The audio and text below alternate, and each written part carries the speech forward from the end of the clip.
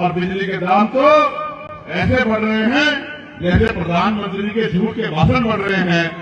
अगर जुल्म सहने की आदत हो जाए तो नस्लें गुलाम हो जाती हैं, और जुल्म के खिलाफ बगावत कर ली जाए तो आने वाली पीढ़ियों के रास्ते आसान हो जाते हैं। और जहां जनता बहुत बगावत कर दे तो फिर दूसरी पार्टी के विधायकों को तोड़ तोड़ के सरकार बनाते हैं। किसी के पीछे सीबीआई लगाते हैं, किसी के पीछे ईडी लगाते हैं, किसी नेता को इनकम टैक्स लगाते हैं, किसी पे झूठे मुकदमे करते हैं, किसी को जेल भेजते हैं। और अगर उनमें से भी कोई ऐसा हो जो इन सब से न रुके तो फिर उसके ऊपर गोली चलवा के उसकी जान लेने का काम करते हैं।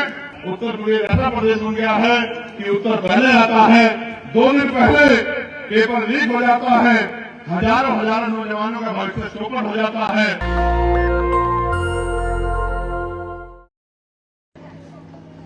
लोकसभा में पहली बार जब आपने नगीना में अपने सांसद को चुना तो आपने बहुत सारे सपनों के साथ उनको वोट दिए। जब मैं बुनियादी बात लोकसभा क्षेत्र के लिए करूंगा तो जो अभी इसी गांव के जिम्मेदार बुजुर्ग पांडे जी ने बताया कि भाई यहाँ माध्यमिक विद्यालय के लिए, सड़कों के लिए, बिजली पानी की व्यवस्था के लिए,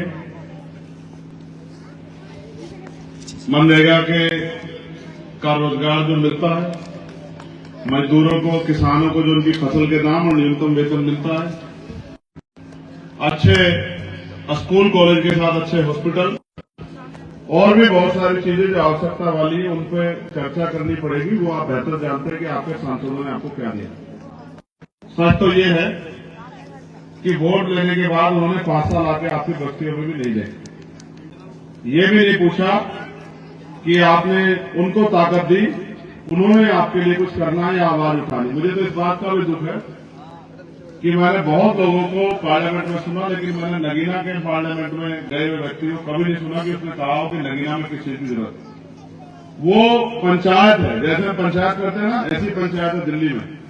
हर आदमी जो जिस क्षेत्र चुन के गया है वो जाके वहां अपनी बात रखता है, अपने क्षेत्र की बात रखता है, अपनी समस्या रखता है और सरकार से जवाब मांगता है कि भाई मेरे क्षेत्र में समस्या, जैसे आपके यहाँ आजकल गुलदार की समस्या बहुत बड़ी होगी, फिर आपके यहाँ खो की समस्या है, बाढ़ की समस्या है, आपके यहाँ किसानों के फसलों के दाम की समस्या है, और एक जो सबसे बड़ी समस्या है जिसकी तरफ किसी का ध्यान नहीं गया, मैं आपके सामने उस समस्या को रखूंगा।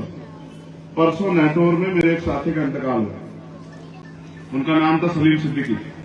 वो पत्रकार थे, सबके खिदमत करते थे, सबकी जाति धर्म से ऊपर उठ के।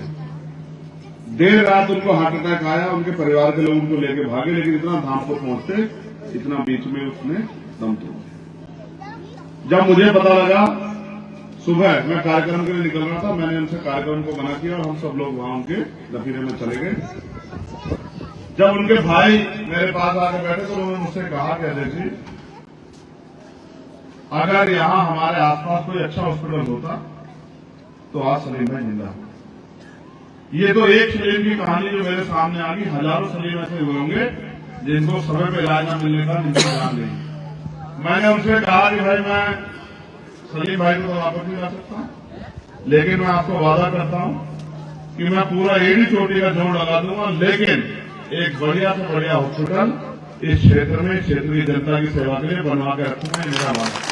अगर मैं वर्तमान की बात करूं कि हालात दौर क्या है, हालात दौर ये है कि देश में सामाजिक आजादी, देश में धार्मिक आजादी और देश में आर्थिक आजादी निस्ता नाबूद हो गई। समाज के आधार पर बंटवारे हो गए हैं, धर्म के आधार पर बंटवारे हो गए हैं, और धर्म के आधार पर जो आजादी थी उसको भारतीय जनता पार्टी के लोगों ने निकल लिया, निस्ता नाबूद कर दिया। आज 10 साल पहले, 9 साल पहले सिलेंडर 350 रुपए का आता था। मोदी जी वादा करके आए थे कि हम महंगाई बेरोजगारी खत्म कर देंगे।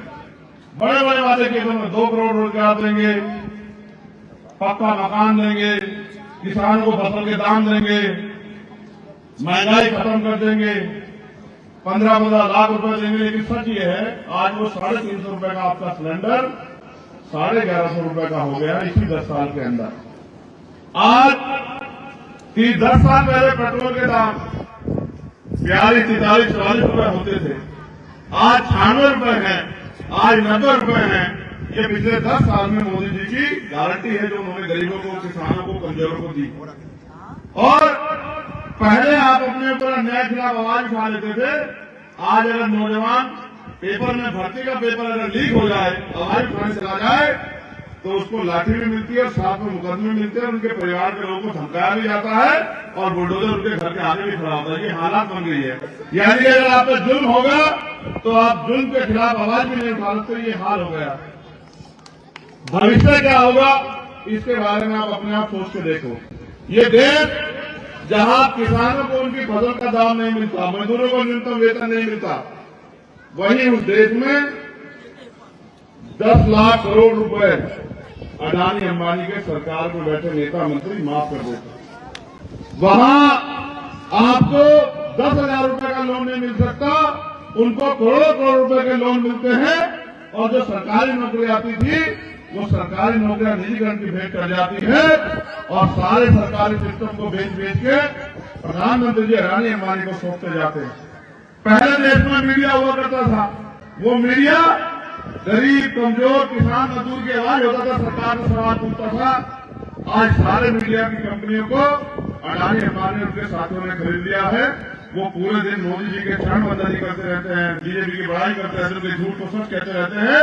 और जो भी आवाज उठाने जाए, दलित हो तो उनको नक्सली बताने लग जाते हैं, मुसलमान हो तो उनको आतंकवादी बताने लग जाते हैं, सिख हो तो उनको खालिस्तानी बताने लग जाते हैं, पहलवान हो, किसान हो तो उनको भी तमाम तरह के झूठे आरोप लगा के उनको भी अपमानित करने का काम किया जाता है। ये हमारा मुल्क है।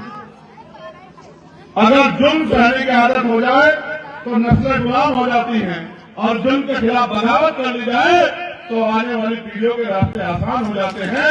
आप ये महसूस करो, आज अपने मुल्क में हम 2 दर्जे के नागरिक बनते जा रहे हैं और बिजली के दाम तो ऐसे बढ़ रहे हैं जैसे प्रधानमंत्री के झूठ के भाषण बढ़ रहे हैं। उत्तर प्रदेश एकमात्र ऐसा प्रदेश है जहां 7 रुपए पर यूनिट बिजली मिलती है। और आप जाके महसूस करोगे तो आपको पता लगेगा कि अभी 5-6 साल पहले बिजली का बिल 120-130 रुपए आता, अब 500 रुपए आते हैं, 700 रुपए। इसका मतलब महंगाई तो बढ़ रही है, आमदनी नहीं बढ़ रही। अगर आमदनी नहीं बढ़ेगी, महंगाई बढ़ेगी।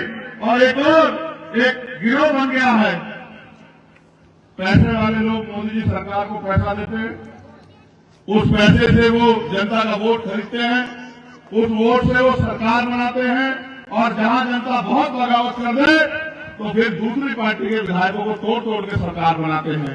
किसी के पीछे सीबीआई लगाते हैं, किसी के पीछे ईडी लगाते हैं, किसी नेता को इनकम टैक्स लगाते हैं, किसी पे झूठे मुकदमे करते हैं, किसी को जेल भेजते हैं। और अगर उनमें से भी कोई ऐसा हो जो इन सब से न रुके तो फिर उसके ऊपर गोली चलवा के उसकी जान लेने का काम करते हैं।